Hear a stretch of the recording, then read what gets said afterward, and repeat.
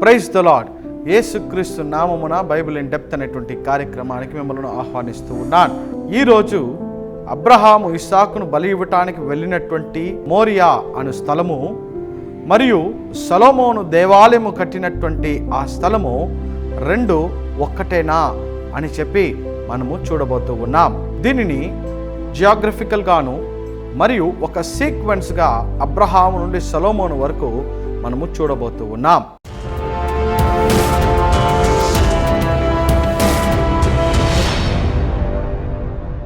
ఆదికాండము 22వ అధ్యాయము 2వ వాక్యములో అబ్రహాముకు దేవుడు నేను చూపించేటువంటి మోరియా అనే స్థలములోనికి వెళ్ళి అక్కడ ఒక కొండ మీద ఇస్సాకును బలి ఇవ్వమని కోరాడు.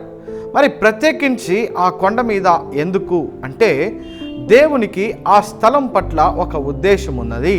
అది దేవుని యొక్క స్థలమని, దేవుని యొక్క ప్రసన్నత ఉన్నటువంటి చోటని ఆనాడే ఆ స్థలమును ఎన్నుకొని అబ్రహామును అక్కడికి వెళ్ళి బలి ఇవ్వమని కోరాడు. కొన్ని సంవత్సరాల తరువాత అబ్రహాము కుమారుడైన ఇస్సాకు కుమారుడైనటువంటి యాకోబు ఏశావుకు భయపడి అతను వెళుతున్నటువంటి మార్గములో రాత్రి చీకటి అయి ఆయన ఒక స్థలములో ఆయన నిద్రిస్తూ ఉన్నాడు.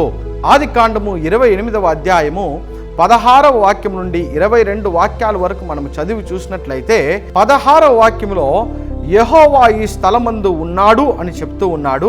17వ వాక్యములో ఇది దేవుని యొక్క మందిరమే కానీ వేరొకటి కాదు అని అంటూ ఉన్నాడు. 19వ వాక్యములో ఆ స్థలమునకు బెతేల్ అనేటువంటి నామకరణం చేస్తూ ఉన్నాడు. హీబ్రూ భాషలో బెత్ అనగా ఇల్లు, ఎల్ అనగా దేవుడు అనగా దేవుని యొక్క ఇల్లు అని పేరు పెడుతూ ఉన్నాడు. 22వ వాక్యములో నేను వెళ్ళి మరలా తిరిగి నా ఇంటికి వచ్చినట్లయితే, దేవుడు నాకు అన్నిటినీ సమకూర్చినట్లయితే ఇది యెహోవా మందిరమగును అని చెప్పి ఒక రాయిని అక్కడ ఉంచినటువంటి సంగతి మనందరికీ బాగా తెలుసు. అబ్రహాము బలిచ్చినటువంటి అదే స్థలాన్ని యాకోబు కూడా ప్రతిష్ఠిస్తున్నటువంటి కార్యమును మనము చూడవచ్చు. అటు తర్వాత యోసేపు కాలములో 70 మంది వీరు ఐగుప్తులోనికి వెళ్ళిపోతూ ఉన్నారు.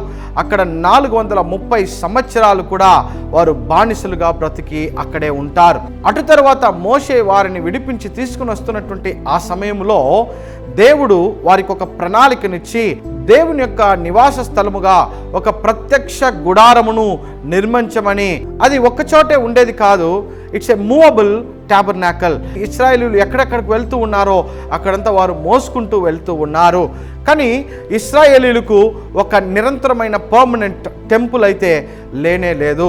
అనేక సంవత్సరాల తర్వాత క్రీస్తు పూర్వము 1000 సంవత్సరాల్లో దావీదు యుద్ధము చేసి యెరూషలేం అనేటువంటి ఒక పట్టణాన్ని ఆయన కైవసము చేసుకుంటాడు. యెరూషలేం అనగా ఫౌండేషన్ ఆఫ్ గాడ్ లేదా ఫౌండేషన్ ఆఫ్ పీస్ అని అర్థము. కానీ దావీదు ఏం చేస్తూ ఉన్నాడు, దానికి మరొక పేరును నామకరణంగా చేస్తూ ఉన్నాడు. దానికి పేరే ఈరోజు మనం వింటున్నటువంటి జెరూసలేం అనేటువంటి పేరు. యెరూషలేం అనగా సిటీ ఆఫ్ పీస్, సమాధానపు పట్టణము అని అర్థము.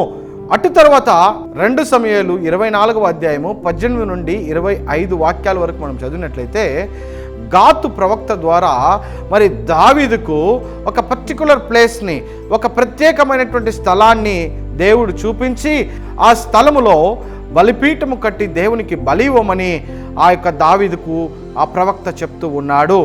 అక్కడ దావీదు రాజు ఆ స్థలమును ఉచితముగా తీసుకోకుండా ఆ వ్యక్తి దగ్గర క్రయముగా దాన్ని కొంటున్నటువంటి విషయాన్ని మనము గమనించాలి.